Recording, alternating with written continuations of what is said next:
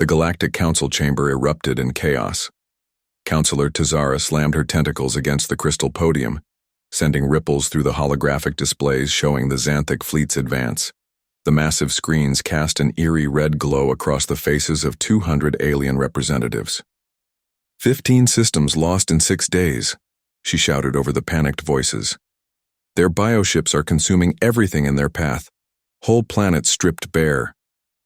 Ambassador Krill, his crystalline form flickering with stress-induced colors, projected the latest casualty reports into the air. The numbers made several council members gasp. The Xanthics have evolved since their last invasion. Our weapons barely scratch their hulls now. They've adapted to everything we throw at them. What about the Praxians? Someone called out from the back rows. They're plasma cannons. Wiped out, Krill cut in, his voice cracking. Their entire defense fleet got turned into space juice. Didn't even last an hour. A deep laugh echoed through the chamber, bouncing off the vaulted ceiling. All eyes turned to Admiral Jones, the human representative who'd been quietly watching the meltdown from his corner spot. He leaned back in his oversized chair, looking way too relaxed for someone hearing about the end of civilization, his boots propped up on the ancient table. You find this amusing, human? Tazara's voice dripped with venom. Her color-shifting skin turned dark with rage. Nah, Jones said, pulling out what looked like an ancient data pad, complete with a cracked screen. Just thinking about how much paperwork I'll have to fill out after we handle this. The overtime forms alone. The chamber went dead silent. Someone dropped a ceremonial staff, and it clattered loudly on the marble floor. Handle this? Krill's crystals turned a confused shade of blue. You can't be serious. Jones shrugged. Yeah, we'll send the USS Thunderchild. 1 ship should do it. Maybe 2 if we're feeling fancy. 1 ship? Tazara's tentacles went rigid with shock, nearly knocking over her water bowl. The combined fleets of 12 species couldn't stop them. Your arrogance will doom us all. Trust me, Jones said, already typing on his pad with 2 fingers. 1 of ours is plenty. Those bioships won't know what hit them. Now, does anyone have a pen? These requisition forms are a real pain, and my tablet's acting up again.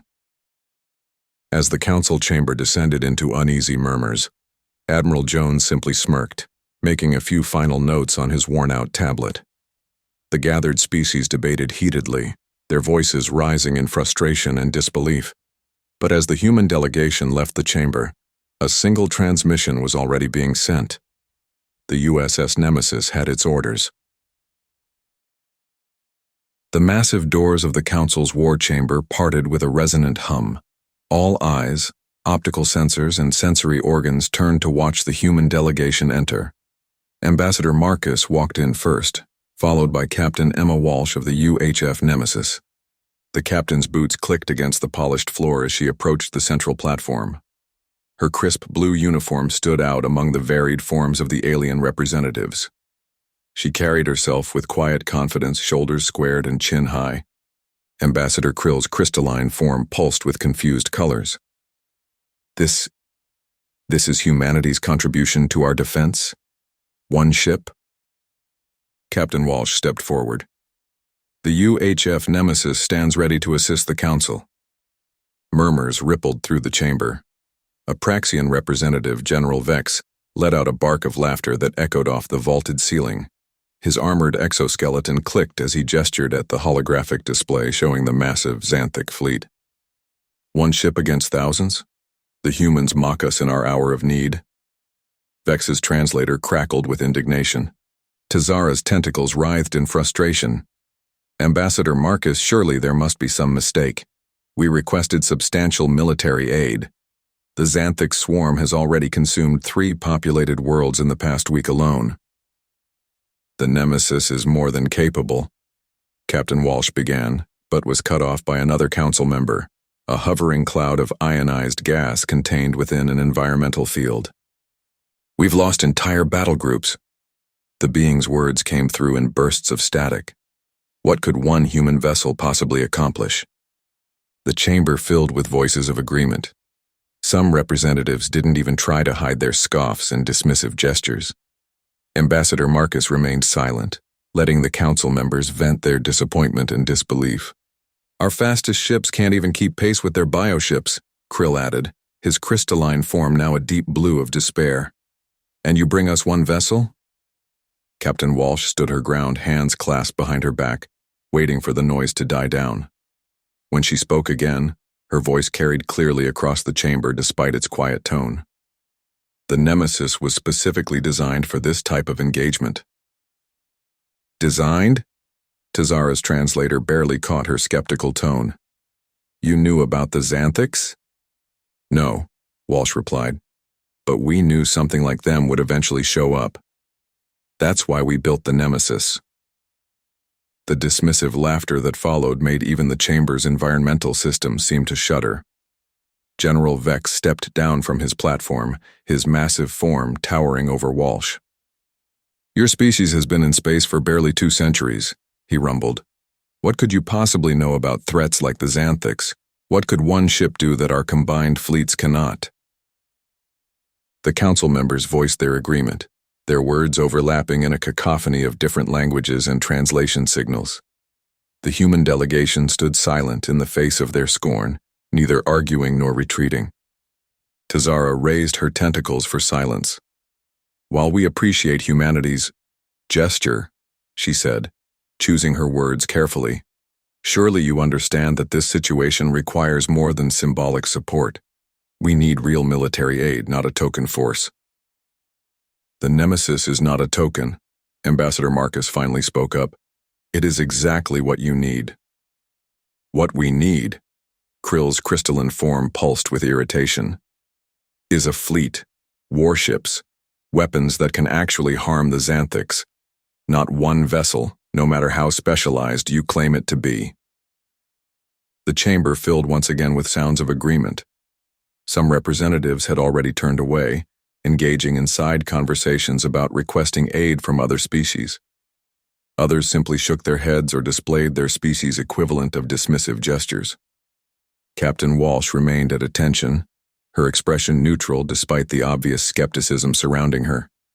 The Nemesis's offer of aid, it seemed, had fallen far short of the council's expectations.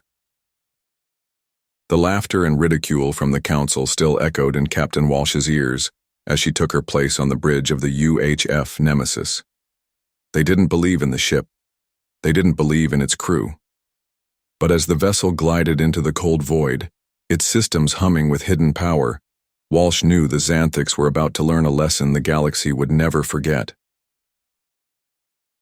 The UHF Nemesis glided silently through the void, its dark hull absorbing nearby starlight. On the bridge, Captain Walsh stood with her hands clasped behind her back, studying the tactical display. "Xanthic battle group detected, Captain," Lieutenant Rodriguez announced from his sensor station. 5 heavy cruisers, 8 destroyers. Walsh nodded, a slight smile playing at her lips. Just as intelligence suggested, they're following their standard attack pattern, spreading out to trap us in a containment net. The alien ships appeared as red dots on the main view screen, slowly moving to surround the lone human vessel. The Xanthics were notorious for their rigid battle doctrine. They always fought the same way, using overwhelming numbers to trap and destroy their prey. "Power readings indicate they're charging weapons," Rodriguez reported. "Perfect." Walsh turned to her weapons officer. "Deploy the drones." Dozens of small, unmanned craft shot out from hidden bays along the Nemesis's hull. The Xanthic ships immediately adjusted their formation to account for these new threats, exactly as Walsh had predicted. "They're taking the bait," she said. "Execute maneuver Delta 7. The Nemesis's engines flared to life. Instead of retreating from the closing trap, the ship accelerated straight toward the center of the Xanthic formation. The enemy vessels responded by tightening their circle, trying to catch the human ship in their crossfire. "Drones in position," the weapons officer reported. "Now." The drones, which the Xanthics had assumed were weapons platforms, suddenly exploded in carefully choreographed sequence. The massive electromagnetic pulses disrupted the alien ship's sensors and shields. Fire main batteries, target their command and control nodes. The Nemesis's guns roared to life. Without their shields, the Xanthic ships were vulnerable to the precisely targeted shots. Their rigid command structure meant that once communications were disrupted, each ship would default to basic programming, making them predictable and easy to outmaneuver. 3 cruisers disabled, Rodriguez called out. Destroyers are breaking formation. Walsh allowed herself a small grin. Launch fighters, clean up the stragglers. The Nemesis's fighter squadrons poured from their launch bays, zeroing in on the scattered Xanthic vessels. Without coordination, the alien ships were easy prey for the nimble human craft. In less than 20 minutes, it was over. The mighty Xanthic battle group had been reduced to drifting hulks and expanding clouds of debris. The Nemesis hung in space, its hull unmarked, not a single casualty among its crew. Signal command, Walsh ordered. Tell them the test run was successful. The Xanthics never saw it coming. The battlefield was eerily silent now, save for the occasional burst of flame from drifting Xanthic wreckage. The Nemesis hung motionless, its hull gleaming with barely a scratch. In the heart of the Galactic Council, encrypted battle reports flashed onto the holographic displays of stunned ambassadors. One ship had done the impossible. In the Council observation chamber, Ambassador Zixtal's 3 eyes widened as he reviewed the battle footage. His crystalline form sparkled under the harsh lights as he turned to address his fellow council members. Impossible, he whispered. 1 ship. They destroyed 13 vessels with 1 ship. Ambassador Carril, a towering insectoid, clicked her mandibles. The tactical analysis makes no sense. The humans used their vessel's gravity drive not just for movement, but as a weapon. They created localized gravity wells to trap the Xanthic ships, then picked them off one by one.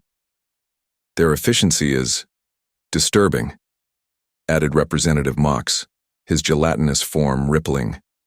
No casualties on their side. Complete destruction of the enemy force. The footage played again. The Nemesis danced between enemy ships, its movements precise and deadly. The Xanthic vessels, despite their superior numbers, couldn't land a single hit. Look there, Carril pointed with a segmented limb. They predicted the Xanthic formation change before it happened. The humans claim they developed their combat doctrine fighting only themselves. How is this possible? A junior analyst rushed into the chamber, his tentacles writhing in agitation. Ambassadors, we're receiving a transmission from the Xanthic Dominion. The main screen flickered to life, revealing High Commander Vexthor of the Xanthic fleet. His scaled face filled the display, eyes burning with rage. This human interference will not be tolerated, he snarled. Their primitive species dares to challenge the might of the Dominion.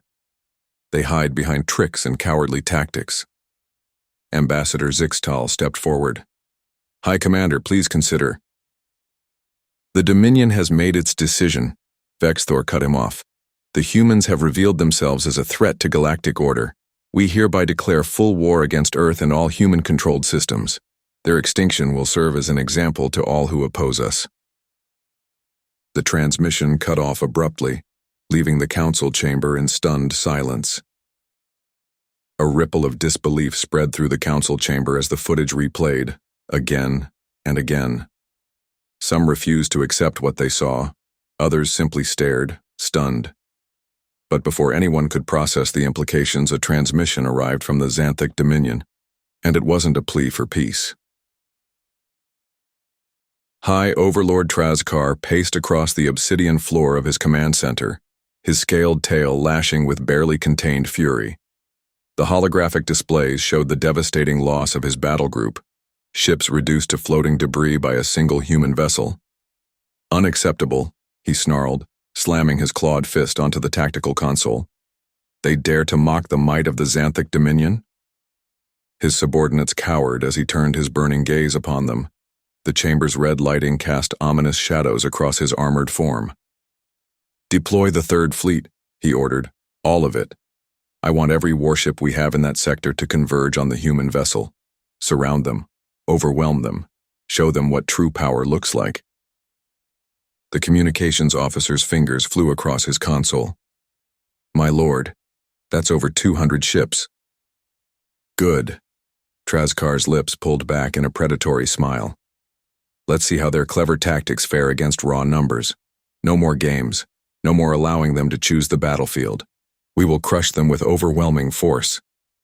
Aboard the Nemesis, Captain Reynolds studied the incoming sensor data with a grim expression. The bridge crew worked in focused silence as reports streamed in. They're really not happy with us, are they? Lieutenant Santos remarked from her tactical station. I'm counting at least 200 signatures, all heading our way. Reynolds nodded, his weathered face illuminated by the blue glow of his display. Looks like we got their attention. They're finally taking us seriously. Multiple vector approach, Commander Chen reported. They're trying to box us in. The captain allowed himself a small smile. Just as we expected. Begin preparations for Protocol Echo 7. Let's show them why you should never corner a human. The bridge crew exchanged knowing looks as they began implementing their counteroffensive strategy. They had trained for this scenario countless times. The Xanthic Dominion was about to learn that quantity didn't always beat quality, especially when dealing with humanity's finest.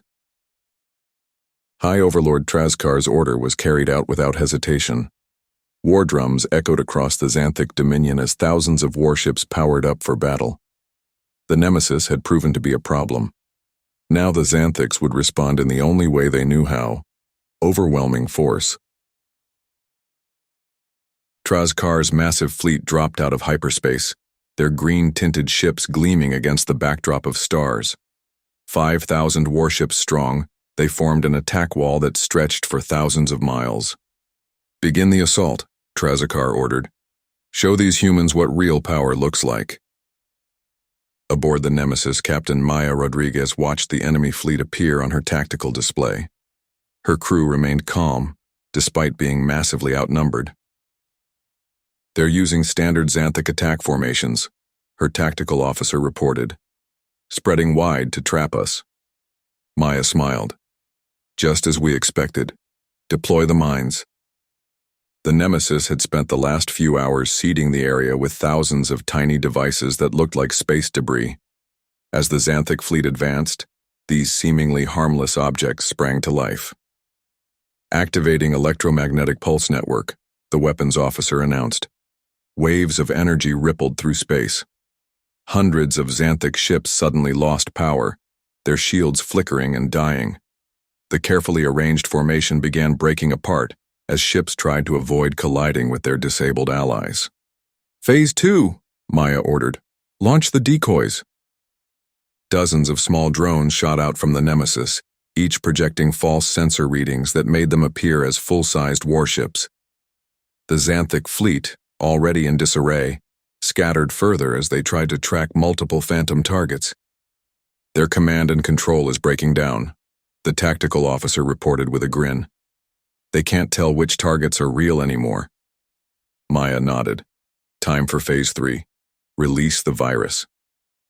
The Nemesis transmitted a specially designed computer virus through the gaps in the Xanthic ship's weakened defenses. Their advanced targeting systems began showing false data, making friendly ships appear as enemies. Chaos erupted as Xanthic vessels started firing on each other, unable to distinguish friend from foe. Their rigid military hierarchy, normally a strength, became a weakness as confused commanders waited for orders that never came through their scrambled communications. Look at that, Maya's first officer whispered. They're doing our job for us. The massive Xanthic fleet had devolved into complete disorder. Ships either drifted powerless, fled in confusion, or engaged in friendly fire. And through it all, the Nemesis hadn't fired a single conventional weapon. Trazkar watched in horror as his mighty armada fell apart. What is this madness? He roared. How can one ship cause such devastation? Maya's voice crackled through the few remaining communication channels. You're fighting the old way, High Overlord. Welcome to human warfare. The Xanthic fleet advanced, stretching across the void like an unstoppable tidal wave. But as the first ships entered the engagement zone, something unexpected happened. Warnings flared across their displays. Distortions, false signals, anomalies in gravity itself. The Nemesis was waiting, and the Xanthics were about to realize they had walked into a nightmare. The Nemesis emerged from the smoke of battle, its hull scarred but intact. Behind it, the wreckage of hundreds of Xanthic ships drifted silently through space. Captain Rodriguez stood at her command station, her uniform dusty but her posture proud. "Damage report," she called out. Lieutenant Adams checked his console. "Minor hull breaches on decks 3 and 7. Already sealed. Weapons at 82% capacity, shields holding at 60%. "Not bad for taking on a fleet of 5,000, Rodriguez said with a small smile. On the Council observation ship, Ambassador Catal's 4 eyes widened in disbelief. His tentacles trembled as he watched the sensor readings for the 3rd time. "Impossible," he whispered. "They shouldn't have survived, let alone won." Next to him, Representative Zixla of the Meridian Collective clicked her mandibles nervously. The humans, they used their ship's gravity drives as weapons. They created artificial singularities in the middle of the Xanthic formation. "That's not how gravity drives are supposed to work," Catal said. "They modified them, weaponized them." Zixla's antennae twitched. "Who looks at a standard ship system and thinks to turn it into a weapon?" The council chamber erupted in chaos when the battle footage reached them. Delegates from 30 species talked over each other, their voices filled with growing concern. "One ship!" shouted the Perillian ambassador. "One human ship destroyed 5,000 Xanthic vessels." The High Counselor, a tall, crystalline being, raised their hands for silence. "We may have underestimated the humans' capabilities." Underestimated? The Valerian representative's scales changed color rapidly, a sign of extreme agitation. "They're turning basic ship systems into weapons of mass destruction. What else can they weaponize? What else have they already weaponized?" The chamber grew quiet as the implications sank in. The humans had sent only one ship, not because they were weak, but because they were showing restraint. "We need to reevaluate our assessment of human military potential," the High Counselor said gravely. "And perhaps be grateful they chose to be our allies rather than our enemies." As the wreckage of the Xanthic fleet drifted lifelessly, the Council's observation ships remained frozen in disbelief. The Nemesis had not just survived, it had dominated. But while diplomats and military leaders scrambled to process the impossible, one being had already begun planning his next move. High Overlord Trazkar would not accept defeat. High Overlord Trazkar paced in his command chamber, his clawed feet clicking against the metallic floor. The holographic displays surrounding him showed the devastating losses his forces had suffered. Each defeated ship represented thousands of warriors, the finest the Xanthic Dominion had to offer. He paused, his scaled hands clasped behind his back. "Show me the human vessel again." The hologram shifted, displaying the Nemesis in detail. Trazkar's yellow eyes narrowed as he studied its design. "My lord," his chief strategist spoke up, "perhaps we underestimated—" Silence. Trazkar's tail lashed in irritation. "These humans, they're different from the other races we've conquered. They don't fight like the others." He reached out, manipulating the hologram with his claws. The image zoomed in on the Nemesis's weapon systems. "Look here," he growled. "Their weapons aren't more advanced than ours. Their shields aren't stronger. Their ship isn't faster." He turned to face his officers. "It's their tactics. They're unpredictable, creative." The room fell silent as Trazkar continued his analysis. He replayed footage from their previous battles, watching how the single human ship had outmaneuvered entire fleet formations. "They use our numbers against us," he muttered. "They turn our strengths into weaknesses." His scales bristled with anger, but also grudging respect. A thought struck him. Trazkar's lips curled into a predatory smile. "If they're so clever, let's give them a puzzle they can't solve."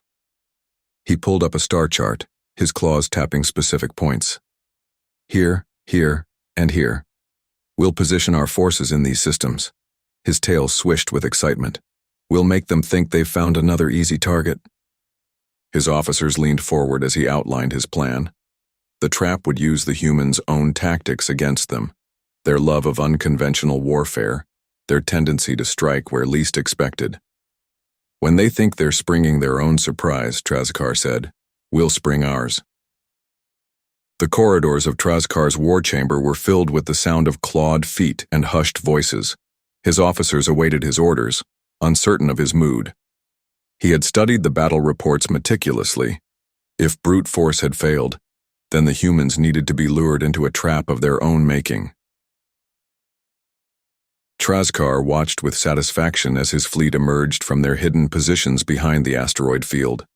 300 warships, the largest ambush force ever assembled by the Dominion, surrounded the lone human vessel. Surrender now, he broadcast across all frequencies. You are completely surrounded. Inside the Nemesis, Captain Emma Rodriguez remained calm in her command chair. Her crew worked with practiced efficiency, their fingers dancing across control panels. Status report, she ordered. 300 enemy vessels, Captain. They've blocked all escape vectors, her tactical officer reported. They're charging weapons. Emma allowed herself a small smile. Just as we expected. Deploy the drones. Hundreds of small objects shot out from the Nemesis's launch tubes. The Xanthic ships initially ignored them, focusing their targeting systems on the human warship. Foolish humans, Trazkar sneered. Your tiny machines cannot harm our... His words cut off as the drones suddenly accelerated to incredible speeds. Instead of attacking, they positioned themselves in a complex geometric pattern around the Nemesis. What are they doing? One of Trazkar's officers asked. The answer came in a blinding flash. The drones activated simultaneously, creating an intricate web of energy fields. Space itself seemed to twist and bend around the Nemesis. By the ancestors, Trazkar roared. What is this? The human ship appeared to split into dozens of perfect copies, each one identical down to the smallest detail. The holograms were indistinguishable from the real vessel. Fire on all of them, Trazkar ordered. The Xanthic fleet opened fire, their energy weapons passing harmlessly through most of the copies. But before they could identify the real Nemesis, the images began to move, weaving between each other in an intricate dance that made tracking impossible. Multiple spatial distortions detected. A Xanthic sensor operator called out, "We can't get a lock." The copies of the Nemesis suddenly accelerated in different directions, each one heading straight for a different section of the Xanthic fleet. The alien ships scattered in confusion, their carefully planned formation dissolving into chaos. In the council observation post, the alien delegates watched in stunned silence. "Incredible," whispered a Centaurian observer. "They've turned the trap against itself. The Xanthic fleet is splitting up to chase phantoms." Emma's voice came clear over the command channel. Phase 2, execute. The real Nemesis, hidden among its copies, opened fire. Each shot found its mark with devastating accuracy, taking advantage of the now scattered enemy formation. One by one, Xanthic ships erupted in flames. How? Trazkar slammed his fist on his command console. How are they doing this? The human vessel continued its assault, using the confusion of its mirror images to strike and fade away before the Xanthic ships could respond. What had started as a perfect ambush had transformed into a chaotic rout. "Tactical brilliance," muttered one of the council observers. "They're using our own numbers against us. Each ship that breaks formation to chase a phantom becomes isolated and vulnerable." The Nemesis moved like a dancer through the battlefield, its copies maintaining the illusion while it struck with surgical precision. The Xanthic fleet, designed to fight as a coordinated force, found itself pulled apart into smaller, manageable targets. "Regroup," Trazkar ordered desperately. "Ignore the copies. Reform the battle line." But it was too late. His ships, scattered across too wide an area, couldn't reorganize quickly enough. The Nemesis and its phantom fleet had achieved their goal. turning overwhelming numbers into a liability rather than an advantage. Trazikar watched in satisfaction as his fleet closed in around the human vessel. They had cornered it, outmaneuvered it, surrounded it from all sides. But then something changed. The Nemesis wasn't panicking. It was executing a maneuver, and suddenly, the ambushers became the prey. Captain Lisa Martinez stood at the helm of the Nemesis, her jaw set with grim determination. The ship groaned under the concentrated fire of hundreds of Xanthic vessels. "Shields at 42% and falling, Captain," called out Lieutenant Rodriguez from his station. "Execute Protocol Thunderstorm," Lisa ordered, her voice steady despite the chaos around them. The Nemesis's engines flared brilliant blue as the ship initiated a series of rapid, unpredictable movements. Each dodge and weave brought them closer to the heart of the Xanthic formation. "They're laughing at us," Communications Officer Park reported, monitoring the enemy broadcasts. "They think we're making desperate, evasive maneuvers." Lisa allowed herself a small smile. "Let them laugh." The Nemesis suddenly stopped dead in space. Before the Xanthics could react, the ship's experimental quantum drive activated. Rings of energy pulsed outward, creating a massive electromagnetic surge that rippled through the enemy fleet. Dozens of Xanthic ships went dark as their systems overloaded. The carefully coordinated formation dissolved into chaos as ships collided with each other. Their navigation systems scrambled. "Now," Lisa commanded, "all weapons fire at will." The Nemesis unleashed its full arsenal. Plasma torpedoes and railgun fire cut through the disorganized Xanthic fleet like a hot knife through butter. But the victory came at a terrible cost. "Ma'am, the quantum surge damaged our own systems," Rodriguez reported, his face pale. "Main reactor is critically unstable. We've lost half our weapon systems." The bridge rocked violently as a desperate Xanthic counterattack struck home. Emergency klaxons blared throughout the ship. "Casualty reports coming in from all decks," Park announced, his voice shaking. "Medical bay is overwhelmed." In the end, the Nemesis limped away victorious. The massive Xanthic fleet lay in ruins, but the human warship was a shadow of its former self. Nearly a third of its crew had perished in the battle. At the Galactic Council chambers, the alien representatives watched the battle recordings in stunned silence. The Xanthic ambassador stormed out in rage, while others whispered among themselves in fear. "They destroyed our greatest fleet. With one ship," a Valaxian counselor muttered. "If they can do this with a single vessel," an Arthaxian representative added, "imagine what their entire fleet could do." The council's supreme leader rose slowly from his seat. Perhaps it would be wise to consider our options. The Xanthic Dominion has never failed so completely before. If we continue this war..." The chamber erupted in fearful murmurs as the implications became clear. The mighty Galactic Council, which had stood for millennia, was actually considering surrender to the Xanthic Dominion rather than risk full-scale war with humanity. The Xanthic fleet, once so certain of victory, had been shattered beyond recognition. But even as humanity celebrated another impossible victory, reports flooded in from deep space. Trazikar was not finished. This time he was bringing his entire war machine to one target: Earth. In the Grand Council chamber of the Xanthic Dominion, Supreme Commander Trazikar addressed his war council. The massive alien's scales glowed with an intense orange hue, reflecting his burning rage. "The humans have humiliated us for the last time," he growled, smashing his clawed fist against the holographic display. "We will gather every ship, every warrior. We will crush their homeworld and end this." Across the galaxy, on Earth, the United Human Federation's emergency session was in full swing.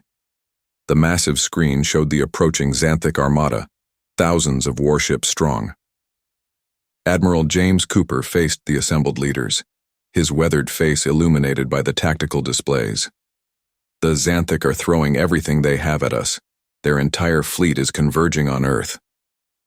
Murmurs filled the chamber. A representative from Australia stood up. How many ships? Over 3,000 warships, Cooper replied. More than they've ever committed to a single battle. The chamber erupted in concerned chatter. A European delegate raised her hand. The Galactic Council has offered us terms of surrender. They say it would spare billions of lives. Lisa Martinez's voice crackled through the chamber's speakers. The Nemesis's captain had patched in from the front lines. With all due respect, surrender isn't in our vocabulary. The Nemesis has proven that superior numbers don't guarantee victory. Captain Martinez is right, Cooper added. We've studied every engagement. The Xanthic rely on overwhelming force because they lack tactical flexibility. They've never faced an enemy who thinks differently.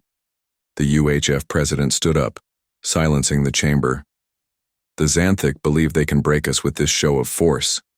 They expect us to cower. She paused, looking at each delegate in turn. But that's not who we are. Humanity didn't reach the stars by backing down from challenges. A message flashed across the main screen, an ultimatum from Trazkar himself. The alien commander's scaled face filled the display. Humans, he snarled, your defiance ends now.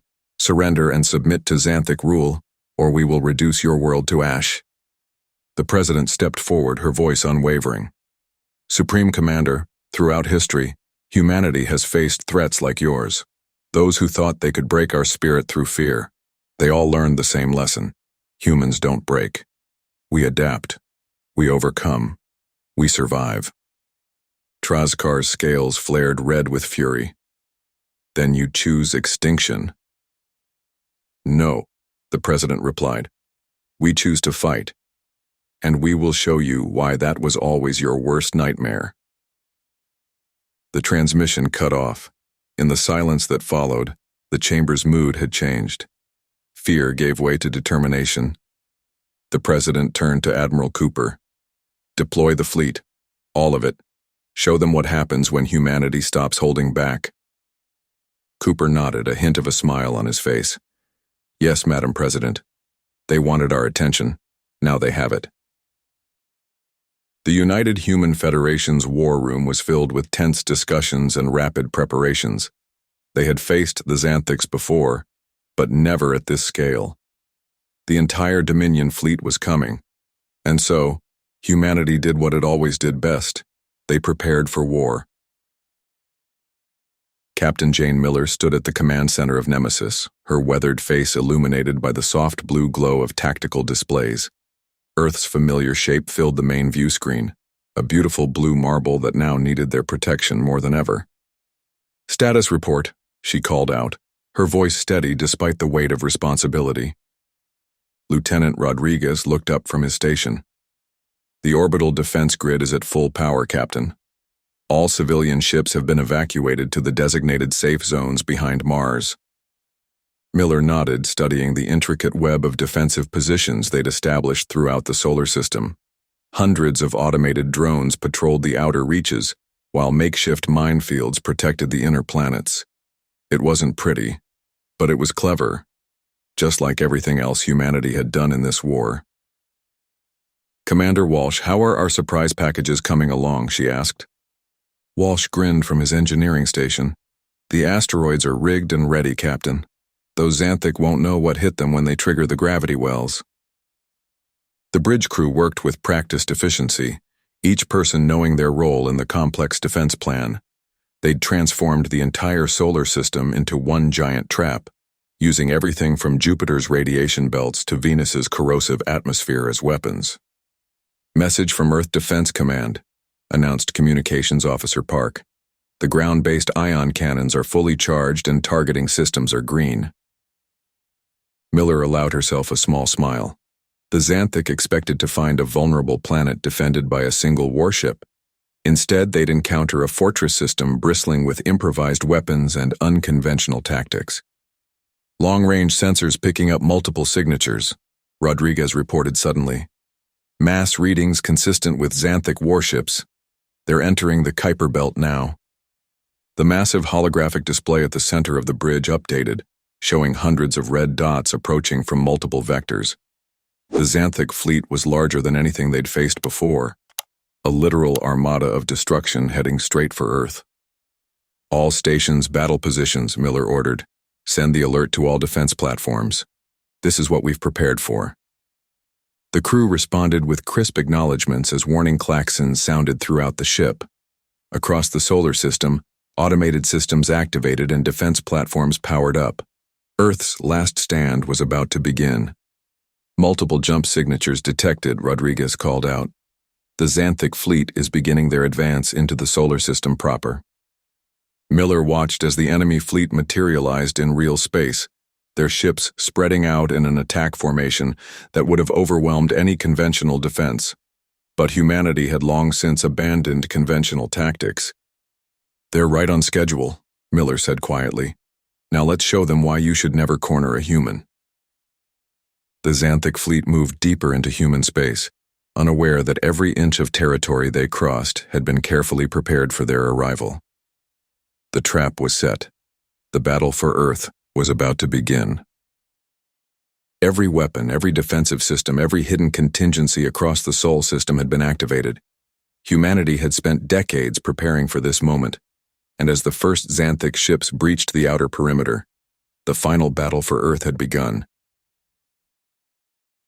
Captain Miller watched as thousands of Xanthic warships emerged from hyperspace, their hulls gleaming like angry hornets against the backdrop of space.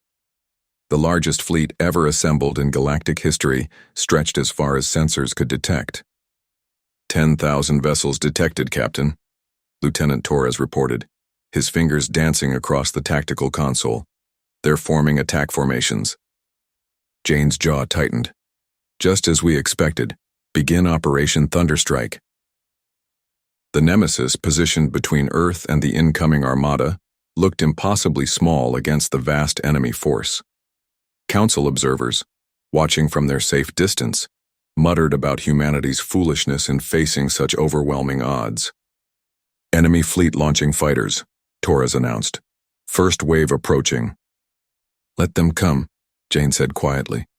Activate the minefield. Across the vast expanse of space, thousands of cloaked mines suddenly powered up. The Xanthic fighters flew right into them, creating a spectacular series of explosions that lit up space like a string of firecrackers. Second wave incoming! They're adapting their approach vectors. Jane nodded. Release the drones. Hundreds of small unmanned craft launched from hidden positions around Earth's orbit. They darted between the larger Xanthic ships, causing chaos in their formations as the alien vessels tried to track the nimble targets. Trazkar's flagship is moving into firing position, Torres reported. Perfect. Jane's eyes narrowed. Deploy the solar mirrors. Massive reflective panels unfurled in precise positions around Earth's orbit. The sun's intense radiation bounced between them, creating a deadly web of amplified solar energy. Several Xanthic ships, their shields optimized for conventional weapons, found their systems overloading. They're splitting their fleet trying to flank us, Torres called out. Initiate the gravity pulse. The Nemesis's experimental drive core began to hum. The ship released a concentrated burst of gravitational energy, warping space itself. Dozens of Xanthic ships, caught in the distortion, collided with each other. But the enemy kept coming. Their numbers seemed endless, their determination unshakable. Hull breach on Deck 4, someone shouted as a lucky shot rocked the ship. Jane grabbed her console as the ship shuddered. Time for our final play. Activate the quantum cascade. The Nemesis's entire hull began to glow with an eerie purple light. The ship's power core channeled energy in ways that defied conventional physics. Space itself seemed to ripple around them. Ma'am, Torres said quietly, if we do this. I know. Jane's voice was firm. Execute. The Nemesis released its built-up energy in a massive burst. The wave expanded outward, catching Xanthic ships in its wake. Their advanced shields, designed to stop physical weapons, proved useless against this fundamental disruption of space-time. Ship after ship began to fail as their power cores destabilized.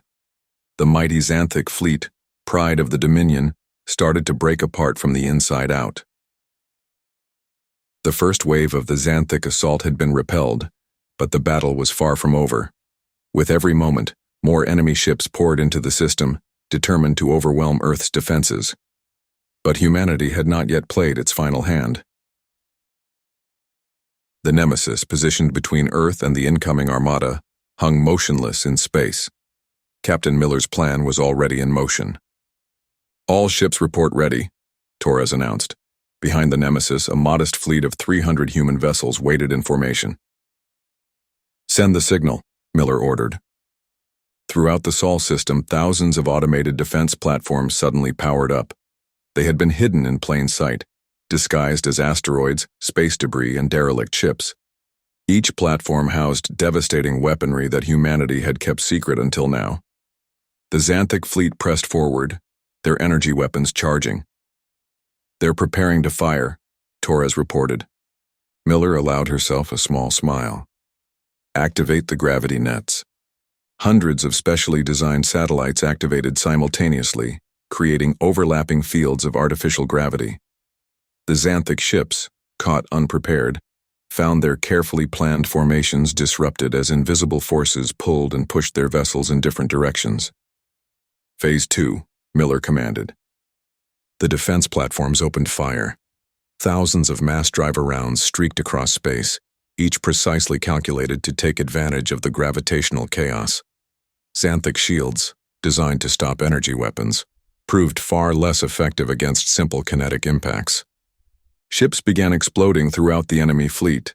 The carefully coordinated Xanthic battle groups dissolved into confusion as their vessels crashed into each other, their navigation systems struggling against the unpredictable gravity fields.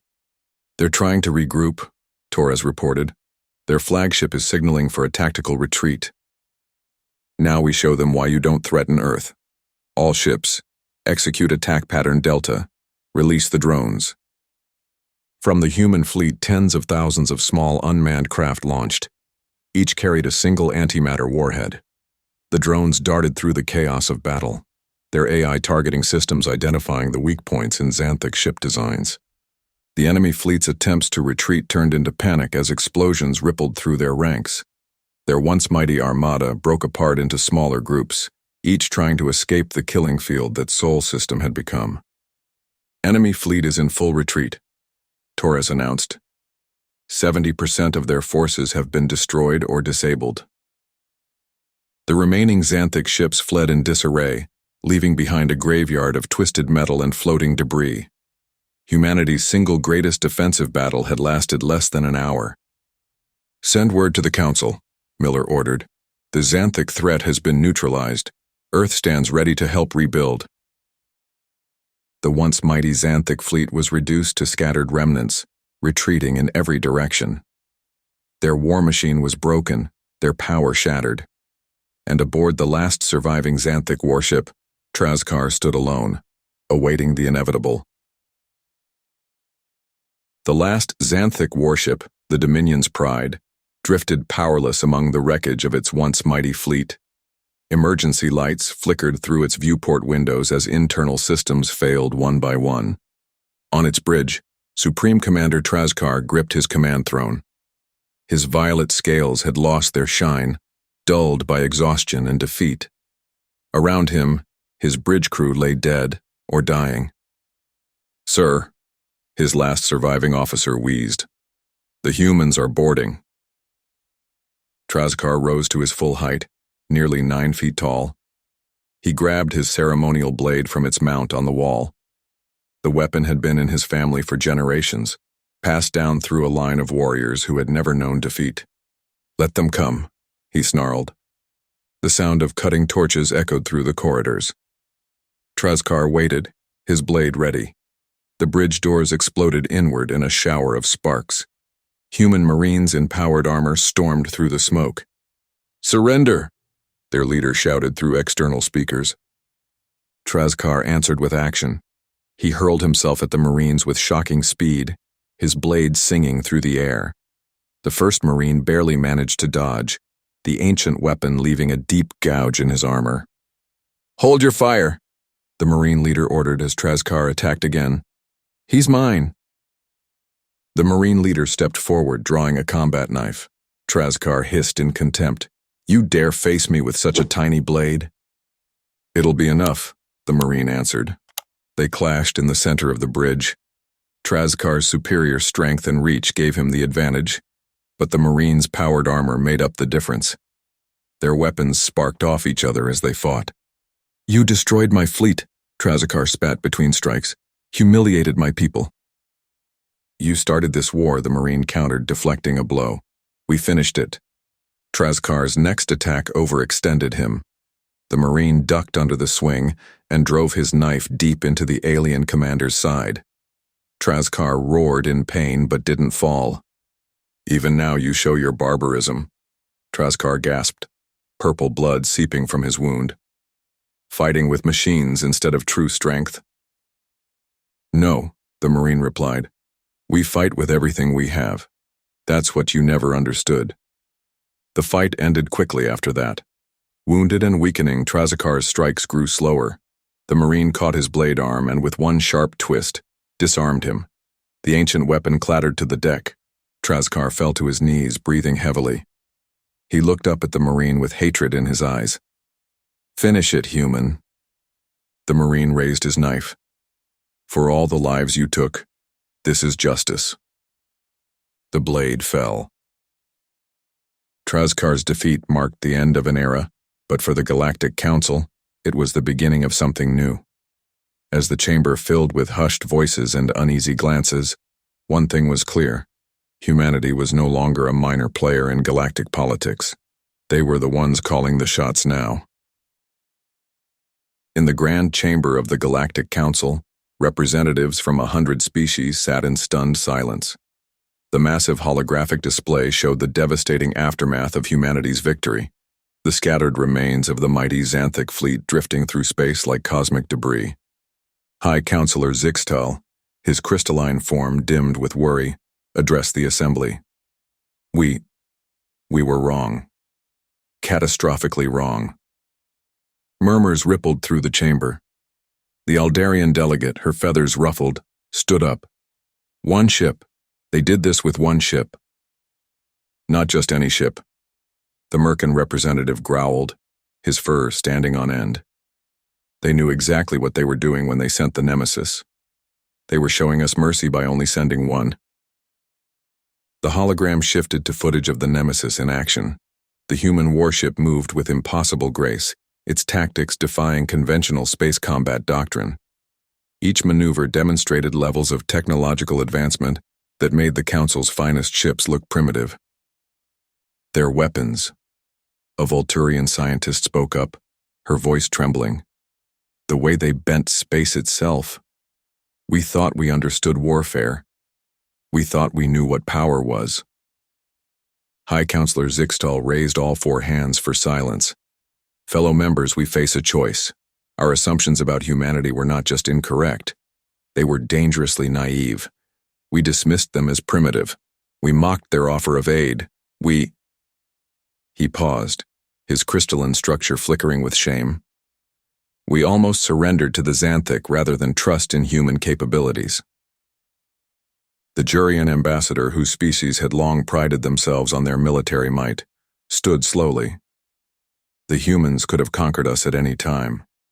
Instead, they joined our community peacefully. They offered help when asked. Even after our ridicule, they defended us. And now? Asked a small voice from the back. Zixtal's form brightened with resolve. Now we acknowledge reality. Humanity isn't just our equal. They are our superiors, in ways we're only beginning to understand. I propose an immediate vote to formally recognize humanity's status as the predominant military power in known space. The chamber erupted in discussion, but it wasn't the fearful chaos of before. There was a sense of acceptance, of coming to terms with a new reality. The vote was called. One by one, the light panels before each representative lit up green. Even the proudest military powers among them voted in favor. They had seen enough. High Counselor Zixtal's voice rang out clear and firm. By unanimous decision, The Galactic Council hereby recognizes the United Human Federation as the preeminent military force in known space. Let the record show that humanity has earned this recognition not through conquest, but through courage, innovation, and the defense of others. The declaration was made official with the traditional crystal seal, its light pulsing with the weight of history being made. The Council had never before formally recognized any species as superior, but then again they had never encountered anything quite like humanity. The echoes of the Council's decision rippled across the galaxy. Humanity's rise to power was undeniable, and their word now carried the weight of law. But while politicians debated and strategized, the humans were already looking ahead, ensuring that no one would ever threaten peace again. The human ambassador, Admiral Jackson, strode into the council chamber. His weathered face and grayed hair spoke of decades of experience, but his eyes held a sharp gleam that made several alien representatives shift uncomfortably in their seats. "The Xanthic threat is gone," he said, his voice carrying across the chamber. "But we need to ensure nothing like this happens again." High Counselor Zixtal's crystalline form flickered with nervous energy. "What do you propose, Admiral?" Jackson pulled up a holographic display showing the known galaxy. "From now on, humanity will maintain a permanent peacekeeping fleet. Any species that builds up military forces beyond defensive needs will receive a visit from us." The Aldarian delegate bristled. "You can't police the entire galaxy." "We can and we will," Jackson replied calmly. "The Nemesis wasn't our strongest ship. It was just the most diplomatic choice. We have an entire fleet of more advanced vessels." A collective shudder went through the chamber.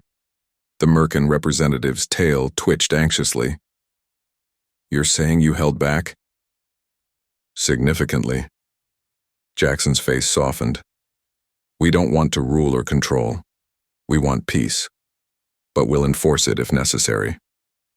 Zixtal conferred quietly with other council members before speaking. "What guarantees do we have that humans won't abuse this power?"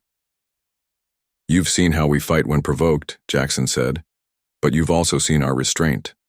We could have destroyed the Xanthic homeworld. Instead, we disabled their fleet and captured their leader." The council chamber erupted in discussion. After several minutes, Zixtal raised his crystalline appendage for silence. "The council recognizes humanity's superior military capability," he announced. "We accept your role as peacekeepers, with the understanding that you will respect the sovereignty of peaceful species." Jackson nodded.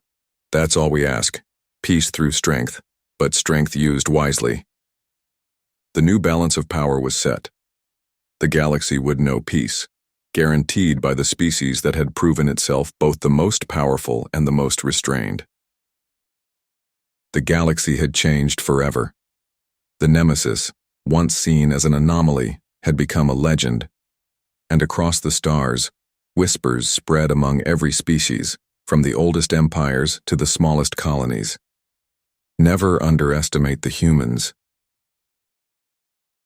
Admiral Jackson's declaration echoed through the council chambers, setting the tone for humanity's new role in galactic affairs. In the weeks that followed, human ships began appearing across the galaxy, not as conquerors, but as guardians. On the bridge of the Nemesis, Captain Riley watched the stars streak by. Her first officer, Commander Torres, handed her a tablet with the latest reports. "The Centaurian systems have welcomed our patrols," Torres said. "They remember how we protected their colonies during the Xanthic attacks." Riley nodded, studying the data. "And the others?" "Most species are adapting well to our presence. A few grumble, but none dare challenge us openly. Not after what happened to the Xanthic fleet." Through the viewport they watched as 3 alien merchant vessels passed by, their crews no longer living in fear of raiders or hostile empires. The galaxy was changing, becoming more stable under humanity's watchful eye. At a trading station near the former Xanthic border, an Aldarian merchant spoke with his Merkin counterpart. "Have you noticed? Trade routes are safer now. The humans, they're actually keeping their word about protecting everyone." The merkin's whiskers twitched in agreement. My cousin doubted them at first, said they'd become tyrants, but they only intervene when someone threatens the peace. Back on Earth in the United Human Federation headquarters, Admiral Jackson met with the Council's diplomatic delegation. The aliens no longer showed the dismissive attitude they'd had during their first meeting months ago. Your peacekeeping efforts have exceeded our expectations, High Counselor Zixtal admitted. Several systems report increased prosperity without the constant threat of war. Jackson smiled. That's all we ever wanted, a stable galaxy where everyone can thrive. The Aldarian representative leaned forward. We've analyzed your tactics, your technology.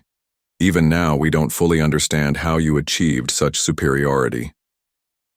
And you never will, Jackson replied kindly but firmly. Some secrets are best kept to ensure peace remains unbroken. A junior council member, who hadn't been present during the Xanthic War, spoke up. But surely one species can't maintain watch over an entire galaxy indefinitely. The room grew quiet. The older council members who had witnessed humanity's capabilities exchanged knowing looks. Would you like to test that theory? Jackson asked softly. The junior member quickly lowered his eyes. No, Admiral. I spoke out of turn. Across countless worlds in bars and meeting halls and homes, stories spread about humanity's rise. Not tales of conquest or dominance, but of protection and justice. The species that had arrived with a single warship had proven themselves the most formidable force the galaxy had ever seen. The nemesis became a symbol, not of fear, but of security. When its distinctive silhouette appeared in a system's space, locals knew they were safe. Other human ships joined it in patrol duties, but none forgot the vessel that had first shown the galaxy humanity's true strength. If you enjoyed the story of Jonathan, I hand-picked this next story that you will enjoy. Please don't miss this one. Click here to watch it.